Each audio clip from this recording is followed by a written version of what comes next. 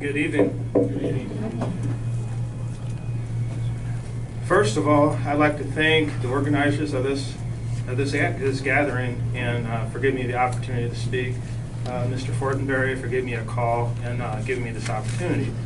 For those who don't know me, I own and operate an insurance business, and I stay busy quite often out of town, and so I'm not able to be in town. It's just the way it happened this very day that I was in town, so I appreciate having the opportunity.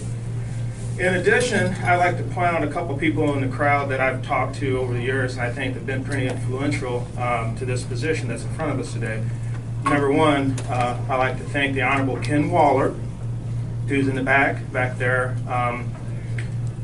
I'm new to this particular club, but I also am a lifelong conservative. I didn't know what conservative was at first, at least by definition. But in 2010, when Mr. Waller won the election at the top of the ticket countywide, I think that was the very first time that most of us realized that, first of all, you don't have to be a Democrat to win an election in this county anymore. Okay.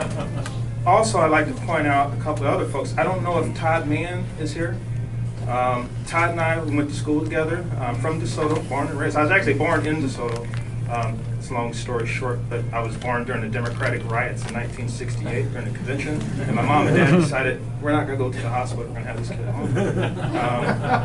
But Todd running and choosing to run as a Republican with his prestige, and Elaine Gannon, who is now our representative from DeSoto, the state representative, they've done a tremendous amount for the area, for DeSoto. We're talking about the 6th District, to give us a shot to put the 6th District in play this year.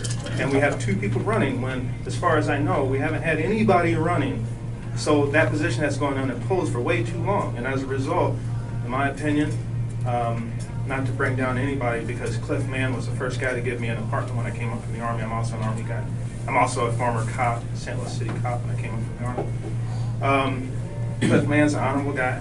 And it's nothing bad or anything like that. But what has happened is, in this particular area, for far too long, we haven't really had a lot of progress, and I think we're bringing down the rest of the county as a result. And basically, everyone else who's in attendance, I appreciate y'all giving me an opportunity to say a couple of words here. What I'd like to do is just basically talk about 2 things. I want to introduce y'all to Kevin P. Weaver, and what he stands for and what he will not stand for if he's elected to council. And then also, in very rough sense, my ideal for what I think we can do in the lower part of the county. First of all, I'm a lifelong resident of Jefferson County. I left when I joined the Army on my 17th birthday, and I went off to the Army, and I served in the 1st Cav Division. I served in the 1st Desert Storm, and when I ETS from the Army, within about 2 months, I was a St. Louis City cop. And I was there for 6 years. I was there during the 90s whenever we were experiencing the gang wars that we're kind of sort of seeing that's happening all over the country. And it will come to Jefferson County in time. It's kind of sort of here in some regard. I'm married, have 2 kids, have a big family in Jefferson County, and I moved back to this county because I love it. I love the people, I love the opportunity, and I'm here now basically as a result of the opportunities that I've been given here. And win, lose, or draw, God willing, I win. What I'd like to bring out of this, and at least impart upon you tonight, is how grateful I am for having the opportunity not to be sandbagged by the stuff that you hear on the news whenever I hear, and this is what makes me furious, when I listen to so-called leaders tell me how disadvantaged I am and how the opportunities need to be given to me or people like me because I can't make this on my own, and I disagree with that.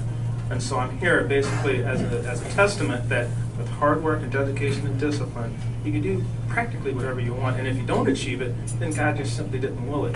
Don't blame anybody but yourself or what you can or can't do. It doesn't matter what your upbringing is. It doesn't matter who doesn't like you. It doesn't matter who stands in the way. I can't name a single law that stops me from doing whatever I want to do, so that's it. Kind of got into what I believe in, which is a little premature. But I believe in freedom. I believe in liberty. And I believe that this country is great. I believe that it's been great all along. I believe that if people work hard and they put their mind to what they want to do, and they seek to achieve it, and they put knowledge in their head. And if they have determination and discipline, then there's a lot of things that they can accomplish. And if they do not do that, then they probably won't accomplish it. I believe that there's a lot of things in this country that we have done right, and that we don't need to apologize for anything. I believe that our society is under attack. And we've been under attack for a long time, quite frankly, and we are under attack in this county. And if we don't recognize what our options are and what our opportunities are, then we're going to lose the option, the opportunity to combat it while we have a chance. I think that if you listen to the news, and if you listen to some of our so-called leaders, you'll think that somehow or another we have no choice. We have no choice, or somehow or another that the end is near and despair is around, that we have to concede our values and our principles and the things that we know are right. And I disagree with that. I think we need to stand up and we need to fight. Not in the street like the other side is doing, but in our sense of logic and what we know is right and wrong. I believe in marriage. I believe that marriage is between a man and a woman. But I also believe that that horse has pretty much left the barn, because elections do matter. And the last couple of elections, apparently, the other side has rushed to push forward their agenda.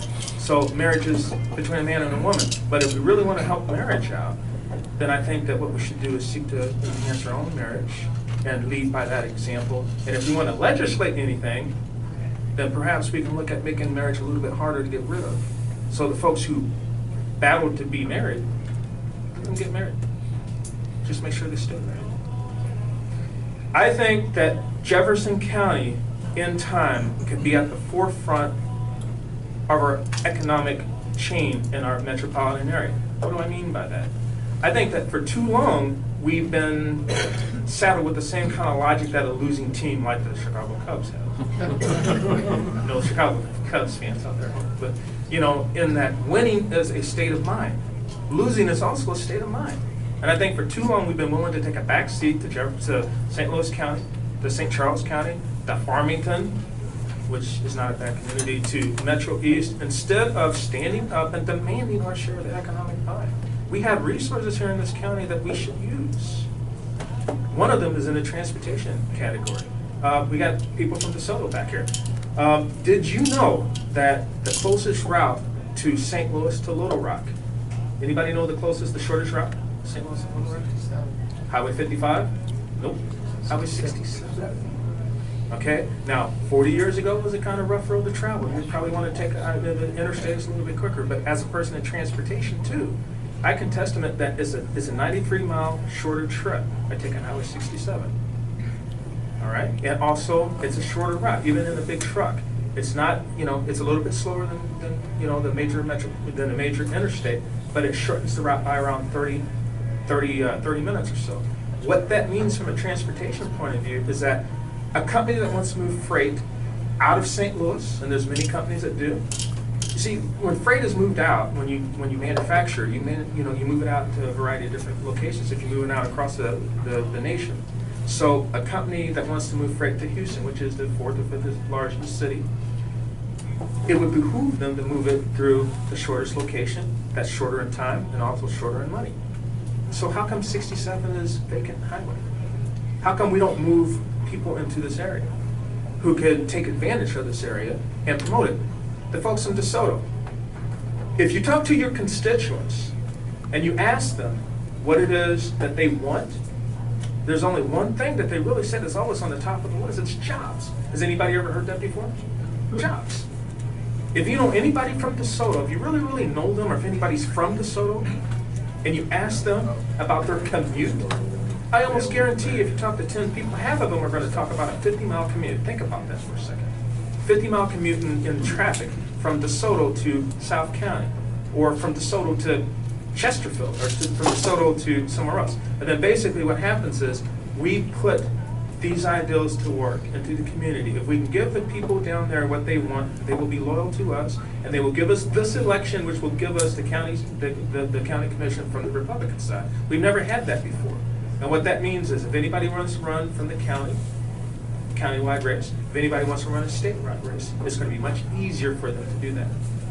And If anybody wants to have more information, you can look me up on Facebook, and you can look at my website, kevinpweaver.com. Thank you very much.